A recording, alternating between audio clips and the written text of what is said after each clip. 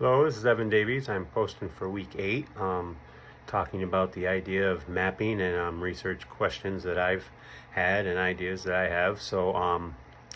I, um, I moved to Iowa about 11 years ago, and I had heard very briefly about something called the Iowa Ban Law, which intrigued me a little bit, but I knew that it was just a way for communities to produce money to have community bands and municipal bands in the community, but I really knew nothing about it. And so when I'm taking the music research class with Dr. Young and taking this musicology class, I started thinking about other ideas of projects.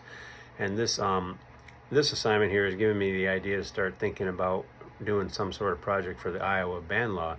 So if you're not sure what the Iowa Ban Law is, it was established in 1921 in the legislature in Iowa, the 39th General Assembly, and it was a tax that cities that were under 40,000 people could levy 2 mills, which is $1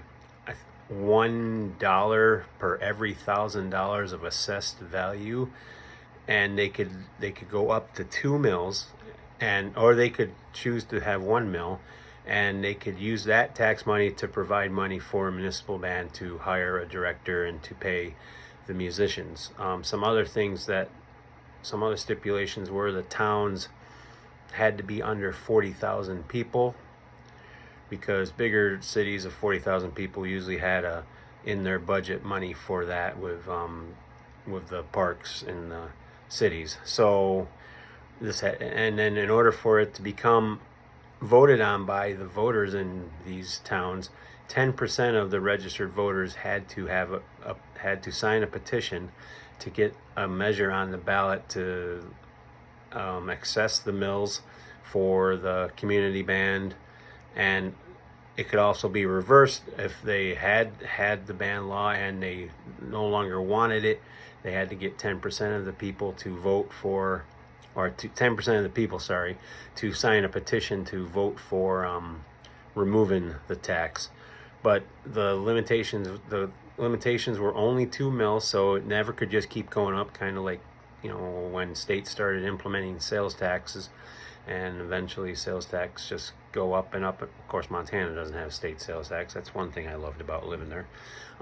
But anyways, so I searched some research on the Iowa ban law in the newspaper in the Library of Congress. Didn't come up with very many things, but I knew some names, and so I searched one of the gentlemen that's really responsible for the Iowa ban law, and his name was Major George W. Landers, and found a lot of articles on him. And one particular article I remember seeing was when he went from the Omaha Bee, and he was in Omaha doing a concert, and in the middle of the concert he had, like, they labeled it on the program, a talk about municipal ban law. And anyways, so he's pretty much responsible for getting the Iowa ban law passed in Iowa in 1921. And I did some research on that and found the actual bill and the sponsors. So of course I looked up the sponsors of the bill and got a little bit of biography on them, and interesting enough, all three of them were Republicans, and they were mostly farmers, and one was a teacher, and the other one was actually a superintendent of a school district for a few years in Missouri. But for the most part, they were all farmers. One of them was from a county was from Page County, which was the county that George Landers had lived in, so he lobbied hard. And another interesting thing that I just came across, which this has nothing to do with music, but one of the legislators, his name was Bertram Brevard Shores, B.B. Shores. When he died in 1958, the House of Representatives in Iowa wrote a resolution. They do that for every former legislature that died. And in 1959, they wrote a little resolution for him, and the three people had signed it, and one of the guys was named Charles E. Grassley, which is our senator today. I think he's about 325 years old right now. So that was really interesting to see that he was around back in the 50s there. So anyways, it's an interesting bill. It fascinates me that, and I find it neat now that there's about 33 other states that have followed Iowa's suit in doing that. And I plan to do some more research on this. I can obviously use mapping techniques we have 99 counties in Iowa. I can take that map and I can locate where all the community bands are in the state. I have